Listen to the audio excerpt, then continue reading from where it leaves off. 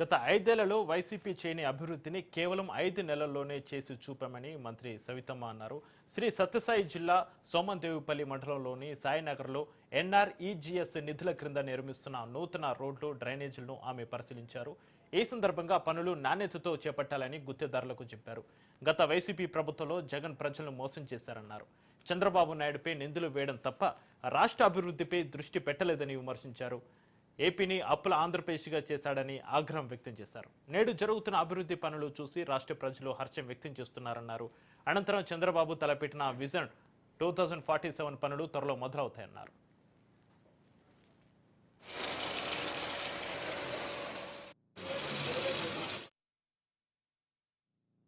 మాది మంచి ప్రభుత్వం అని చెప్పడానికి ఇదొక ఎగ్జాంపుల్ అని కూడా నేను తెలియజేస్తున్నాం. మరి గత చరిత్రలో ఎప్పుడూ లేని విధంగా 1,20,00,000తో ఇక్కడ సీసీ రోడ్లను డ్రైనేజీలు కూడా వేస్తున్నాం. అంతేకాకుండా మేము వచ్చిన 5 నెలల్లోనే త్రాగునీటి సమస్య ఎక్కువగా ఉంది. ఎన్నికల సమయంలో ప్రజలు, మహిళలు చాలా మంది వచ్చి మాకు త్రాగునీరు సమస్య ఉంది, గత 5 సంవత్సరాలుగా ఎలాంటి అభివృద్ధి చేయలేదు, మాకు త్రాగునీరు కూడా సమస్య ఉంది, డ్రైనేజీల సమస్య ఉంది, రోడ్ల సమస్య ఉంది అని కూడా నాకు విన్నపించారు. ఏదైతే మేము మాట చెప్పామో, మా ముఖ్యమంత్రి గారు ఏదైతే మాట చెప్పారో, నేనైతే ఏ మాట చెప్పానో ఆ మాట నిలబెట్టుకున్నాం. 1,20,00,000తో సీసీ రోడ్లు, డ్రైనేజీలు వేస్తున్నాం.